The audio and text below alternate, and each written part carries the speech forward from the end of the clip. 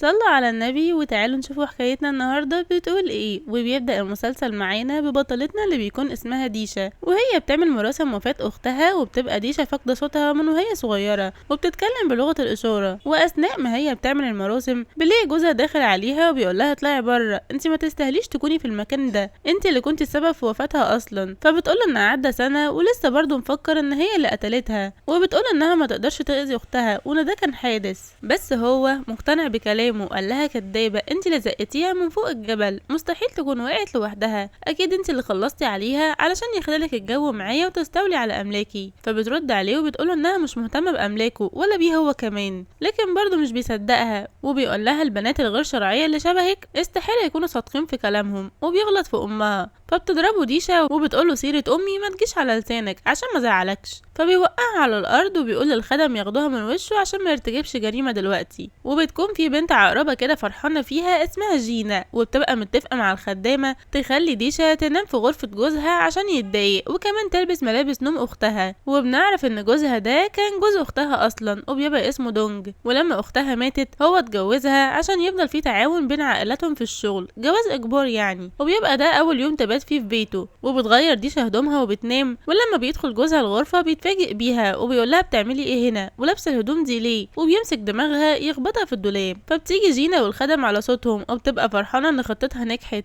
بس بيوجه لها دونج الكلام وبيقول لها لو عرفت انك اللي قلت لها تعمل كده هتزعلي مني قوي. وبيبقى قطع عليها عشان عرف دماغها، وبيقول لديشا عايزه تعملي معايا زي ما امك عملت مع ابوكي. فبتضربه بالقلم وبتقول له امي اشرف منك، وقالت له سيرتها ما تجيش على لسانك تاني. فبيقول برضه للخدم ياخدوها من وشه عشان لو مد ايده عليها هيكسرها. وبتروح وراها جينا الغرفه عشان ما تبقى مفكراها قالت لدونج حاجه. فبتلاقي ديشا بتكب عليها ميه وبتديها ورقه كاتبه فيها انها عرفت حقيقتها يعني. فبتقول لها جينا طلعتي مش سهله يعني، وبتزقها على السرير وبتدوس على هدوم اختها. فبتقول لها هقول له كمان انك دوستي على هدومها. فبترد عليها جينا وبتقول لها هدوم اختك انا حرقتها اصلا، كل حاجه تخص اختك اتخلصت منها، ومصدقت هي كمان اختفت، طلعتي لي انتي دونج ليا انا لوحدي ومش هسمح لاي بنت تانية تقرب منه. فبتضربها ديشا بالقلم، بس جينا بتتعصب وبتخلي الخدم يكتفوها وبتفضل تعذبها من غير اي رحمه. وفجاه الباب بيخبط وبيبقى دونج اللي بره، فبيخافوا جدا وبيحاولوا يسكتوها. وبتطلع له جينا وبتقوله جاي ليه في وقت زي ده. فبيقول لها وانت مالك، وبيبقى عايز يدخل الغرفه بس هي بتمنعه وبتقوله ان ديشا نامت اكيد ما تزعجهاش. فقال لها مالكيش دعوه ولسه هيدخل. فبتيجي مساعدته وبتوقفه وبتقوله انهم لقوا جثه مراته الاولى. فبيروح معاها بسرعه وبتدخل جينا تكمل على البيت. فبتطلع ديشا البلكونة وبتحاول تلفت نظره، فبتدخلها جينا وبتنزل فيها ضرب تاني. اما دونج بيلاقي دم وهو ماشي على ايده مكان ما مسك الباب، فبيقول لمساعدته تتصل بالدكتور. ولما بيوصل بياخده ويطلع البيت. في نفس الوقت بنلاقي شاب حليوة كده وصل البيت، وبيبقى ابن عم دونج وبيبقى اسمه ليو. وبنرجع للمفترية وهي لسه بتعذب ديشا، ويعين البنت بتبقى جابت اخرها. وبتتعب جينا وبتقرر ترميها من على السلم، وبتحاول ديشا انها تقاوم لحد لما بتلاقي شخص جه ادى العقربة دي شلوط رماها من فوق السلم. ينصر شلوطك يا جدع اخيرا. وبيبقى ليو هو اللي زقها، وبيطمن على ديشا وشكله كده عارفها. وبيبقى دونج كمان موجود وشايف اللي حصل كله، وبيجيبوا لديشا دكتور. ودونج بقى بيستلم جينا وبتقوله انها عملت كده عشان تعاقبها على اللي عملته معاك. فبيمسكها من رقبتها وبيقول لها انا مش عويل عشان ست تجيب لي حقي. وبيقول لحراسه ياخدوها يحبسوها لحد ما تتربى. وبيروح لديشا وبيسأل ابن عمه انتوا تعرفوا بعض منين. فبيحكي له انهم كانوا مع بعض في كلية الفنون وهي كانت بتساعده دايما. فبيشتم عليها دونج. وقتها بيجيله مكالمة من المشرحة، فبيروح جري على هناك. ولما بيوصل بيوروله الجثة بس مش بتطلع هي، وبيخرج وهو حزين وبيرجع على البيت تاني. وتاني يوم بنشوف ديشا بترسم هي وليو وبتبقى مبسوطة. ولما بيشوفها دونج بيتضايق انها مبسوطة، وبيقول يعني انا بدور على جثة مراتي وهي عايشة متهنية. وبيقول لمساعدته تلبسها لبس الخدم وتبعتها على مكتبه. وشوية وبنلاقيها في مكتبه وبيمرمطها في الطلبات، وبيخليها تعمل له قهوة، وبيقول لها انها مش عاجباه حتى من غير ما يدوقها، وبيخليها تغيرها كذا مرة وترتب الكتب وتمسح الارض. وبالليل بيبقى فيه مطر جامد، وبتلاقي الخدامة جاية تقول لها ان دونج عايزها تروح تشتري له كيكة بيتوحم الاخ اصله. فيعني البنت بتضطر توافق وبتروح تشتريها، وبتدوخ لحد ما بتلاقي محل فيه الكيك ده. وبعدين بنشوفها رجعت على البيت وبتخبط عليه علشان يدفعها، بس مش بيفتح لها وبيعمل نفسه نايم. واما بنيجي لتاني يوم بيصحى بيلاقيها واقفه له على الباب وبتديله الكيك. فبيقول لها دي مش طازه خلاص ارميها. فمش بتقدر البنت تمسك نفسها وبتديله بيها في وشه جدع بت.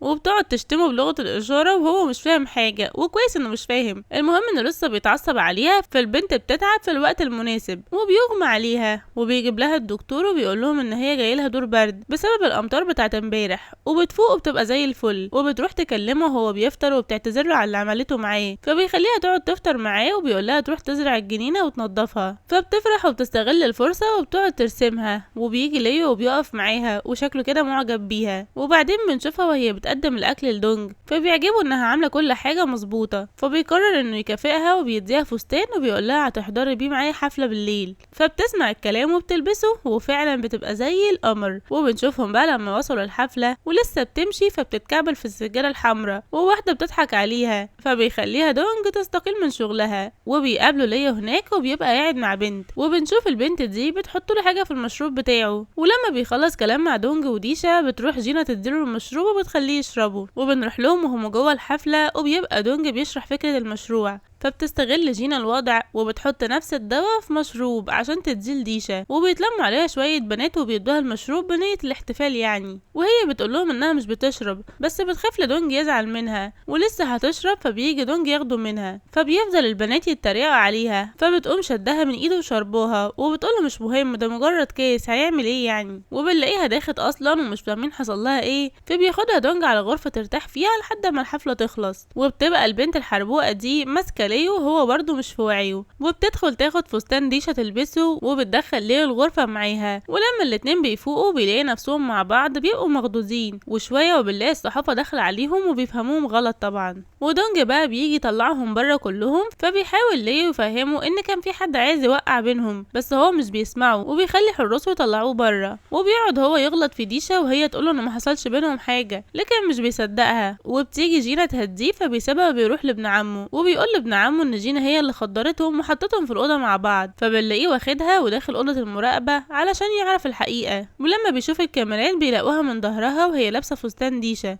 مش سهله برضو البنت دي، وطبعا دونج عصبيته بتزيد، وشويه وبنلاقي جينا خاطفه ديشا وبتعذبها من غير رحمة تاني. وبنروح لدونج وهو بيعمل مراسم لمراته السابقة، وهو ماشي بيسمع البنات اللي كانت في الحفلة بتتكلم على الدواء اللي خدروا بيه ديشا وليو، وبيقولوا انه نفع معاهم وعايزين يستغلوه. وبنرجع للقدرة بقى وهي لسه بتعذب البنت الغلبانة لحد لما بتجيب اخرها وبتبقى عاوزة تحرقها كمان، فبيدخل عليهم ليو وبينقذها من تحت ايديهم، وبيجي دونج كمان، وجينا بتكذب وبتقوله انها لسه جاية، والخدم اللي بيساعدوها بيعترفوا عليها وبيفضلوا يلبسوها في بعض، فبيضربها دونج بالقلم وبيقول لها لاول مرة امد ايدي على بنت، بس انت خلاص جبتي اخري، انا سكتلك كتير وخلاص خلصت كده. فبتقوله انها بتحبه بقالها 15 سنة وهو عمره ما اداها ريق حلو، وبتمنى اي بنت تقرب لك تموت، ولو ما ماتتش هخلص عليها بايدي. وبتجيب مساعدته ومذكراتها واللي بتبقى كاتبه فيها كل حاجه عن دونج، فبيشوفها دونج وبيقرف منها وبيرميها لها في النار، فبتعيط وبتروح تلحقها، وبيقول لمساعدته انه مش عايز يشوف البنت دي تاني في البيت.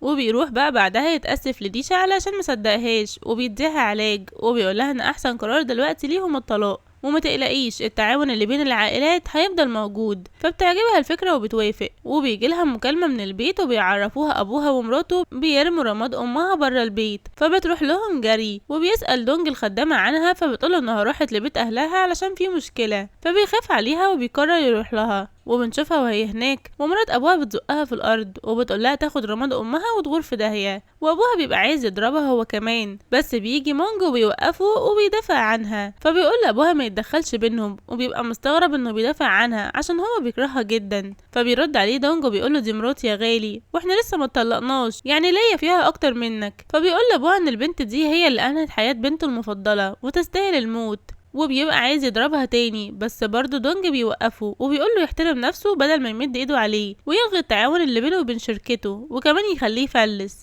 فبيقول لابوها طب بص بقى يا حالتها، انا عارف انك قفشتها بتخونك اصلا، ومعايا تسجيل صوتي وفيديو كمان بيثبتوا كده، وهشوه سمعتها وسمعتك معاها، ولو عايز تحلها ودي تمديلي على العقد ده. فبتقوله ديشا يكبر دماغه، فبتضربها مرات ابوها بالقلم، بس مساعدة مونج بتهزقها، وللاسف ان دونج بيمضيله على العقد وبيقوله تبقى سيرتها هتتجاب على لسانك تاني، ابهات اخر زمن. وبنشوفهم وهم راجعين على البيت، وفجأة بنزين العربية بيخلص، وبتبقى واقفة قدام الملجأ اللي هي كانت عايشة فيه، وبتفتكر لما ابوها اخدها من امها زمان، وبتدخل الملجأ ولما بتشوفها المربية بتبقى عارفاها وبتتبسط بيها جدا، وبيعرفوها ان بنزين عربيتهم خلص وعايزين ياخدوا غرفتين لحد لما حد يجي ياخدهم. فطبعا بتقول لهم ايه ان مفيش الا غرفة واحدة، فبياخدوها هما الاتنين. ولسه ديشا بتقفل الباب، فبتلاقي حشرة وبتترعب وبتجري تقع على دونج، وبتدخل عليهم المربية وهم في الوضع ده، فبيتكسفوا جدا، فبيقولوا لها اوعي تفهمينا غلط. وبتطلع ديشا تقعد مع مربية وبيشربوا سوا، وبتسألها المربية لو ده جوزها، فبتقول لها لأ، وبتعرفها انها بتحب حد تاني. وبيبقى دونج واقف وسامعهم،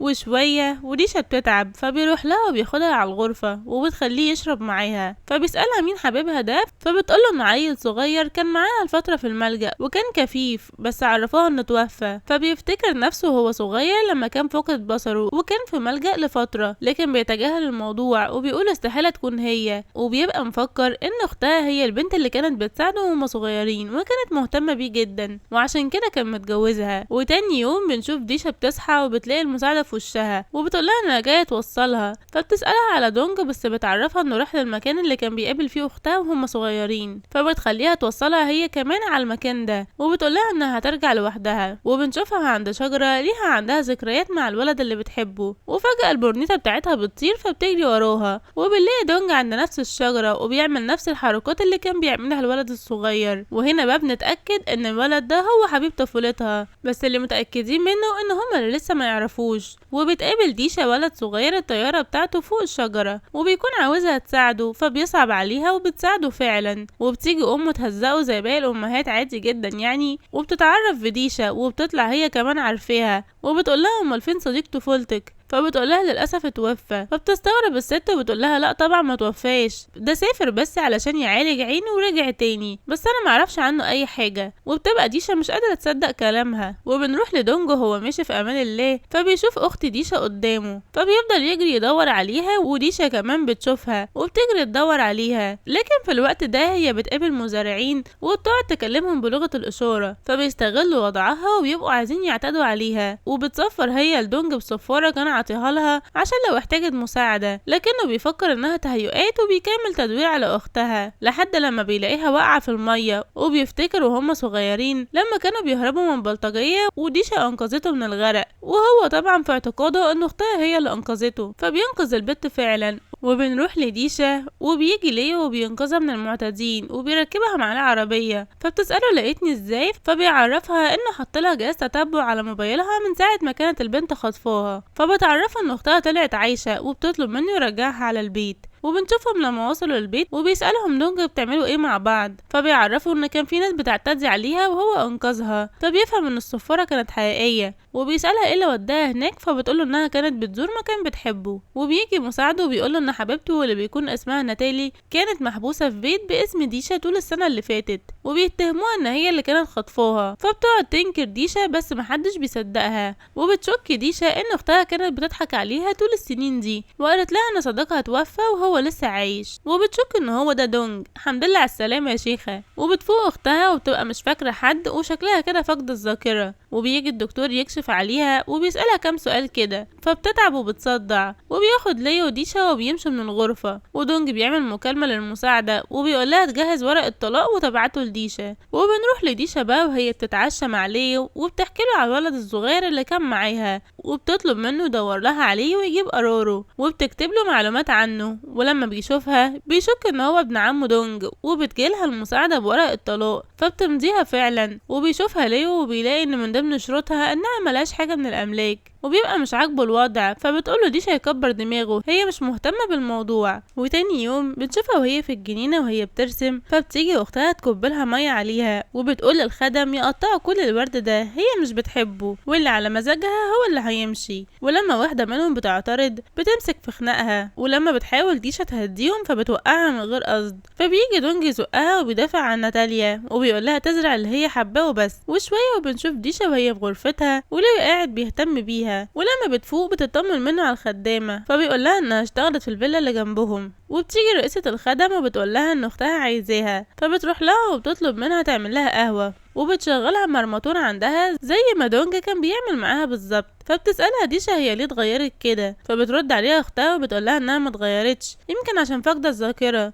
وبتوقع كوباية القهوة في الأرض وبتعاملها بطريقة وحشة، وبتطلب منها تلمها، وبتتعور ديشا. فبتيجي المساعدة وبتساعدها وبتقول للخدم ينضفوا، وبتاخدها المساعدة الحنينة دي وبتعالجها كمان. المهم لما بتخلص بيجي دونج وبيسألها مال ايدك، فبتقوله جرح بسيط متشغلش بالك. فبيعرفها انه عامل حفلة بمناسبة رجوع اختها ومش عايز اي مشكلة تحصل، وبيطلب منها تبقى معاها. فبتروح البنت فعلا وبتطلب منها اختها تناولها العقد من الدرج. فبتشوف صور دونج وهو صغير وبتبقى مستغربة عشان هو شبه صديق طفولتها، وبتشك فيه جدا وشكها فيه بيزيد. فبتاخده منها ناتاليا بسرعة وبتجري، فبتروح وراها ديشا علشان تاخده منها، وبتحصل بينهم خناقة وبتقع ناتاليا في المية. فبتنزل ديشا تنقذها وبتغرق هي يا عيني. فبيجي دونج وبيخلي مساعده يطلعها، وبيسألهم دونج ايه اللي بيحصل. فبتقوله ناتاليا انها كانت عايزة تاخد ألبوم الصور بتاعك، ولما منعتها زقتني في المية. فديشا بتنكر انها زقتها، لكن دونج كالعادة مش بيصدقها وبيقولها تعتذر لاختها، بس بنتنا مش بتوافق. فبيقولها خلاص خليكي قاعدة هنا بقى موتي من البرد، والدنيا كمان بتشتي عليها. فبتيجي رئيسة الخدم وبتحطلها شمسية وبتبقى حباها وصعبانة عليها قوي. وبنروح لليو وهو بيكلم مساعده وبيعرف منه مكان معلومات عمه وهو صغير، وبيعرفها فعلا وبيقرر يروح يجيبها. وبعدين بنروح لهم الحفلة وبيدخل دونج هو وناتالي، ولما بيشوفها اهلها بيتبسطوا انها عايشة. وبيعلن دونج قدام الناس ان اخيرا حب عمره رجعت له، وبيطلب ايديها للمرة التانية، وبيسألها لو موافقة تكمل معاه باقي عمره. فبنلاقي المساعدة بتهزلها راسها فبتوافق، وشكل كده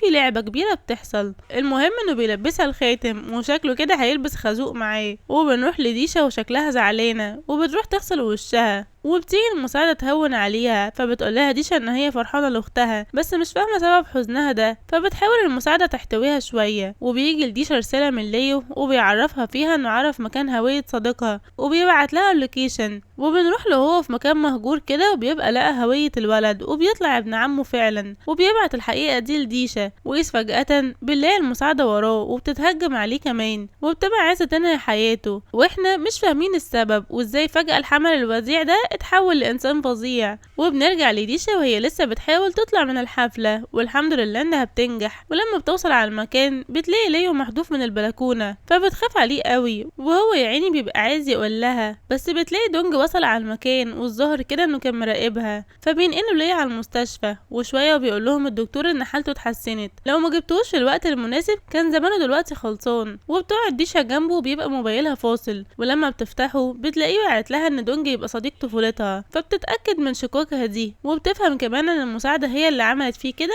عشان محدش غيرها كان معاها في الوقت اللي الرسالة جات لها. فبتسيب رئيسة الخدم مع ليا وبتجري على دونج علشان تحكي له الحقيقة، لكن فجأة بيسمع صوت ناتاليا بتصوت. فبيطلعوا لها جري، وبتبقى وقعت من على السلم، وبتقول لهم ان ذاكرتها رجعت لها. ولما بتشوف اختها بتقول لدونج ان البنت دي هي اللي خطفتها وكانت عايزة تخلص عليها. فبتقول لهم ديشا انها كدابة، بس دونج بيهزقها. فبتعرفوا ديشا ان هي صديقة طفولته، وان الندبة اللي في رقبتها دي بسبب انها كانت بتحاول تنقذه من الغرق، نسيت ولا ايه؟ فبتقوله ناتاليا ان البنت دي كدابة وهي سرقت السلسلة مني، وبتبقى السلسلة دي فيها صورة ليهم وهما صغيرين، وكل واحد فيهم معاه نسخة. ودونج بيصدق ناتاليا كالعادة وبيقول لحراسه يكرشوا ديشا، وهو مش عايز يشوفها تاني، والله انت الخسران. فبتوقفهم ديشا وبترميله الصفارة بتاعته وبتمشي لوحدها، وبنشوفها وهي بتحرق ذكرياتها معاه وبتقرر انها تنساه للأبد. فبيروح لها ليو وبيسألها بتعمل كده ليه، فبتعرفه ان دونج مصدقهاش وهي كده خلاص هتنساه وتسافر معاه برا البلد. وبيرجعوا المستشفى وبيلاقوا الأخبار بتعلن عن حفل جواز دونج على ناتاليا. فبيقول ليو لديشا ما تزعلش، فبتقول انها مش مهتمة اصلا، وشكلها بدأت تقع في حب ليو، والله هو اللي استاهلها اصلا. وبنشوفهم بقى وهم واقفين علشان يركبوا العربية ويروحوا من المطار، بس بيجي لهم الدكتور وبيقول لهم انه عرف ان المساعدة دي طلعت اخت دونج وشكلها كده مش ناوية على خير،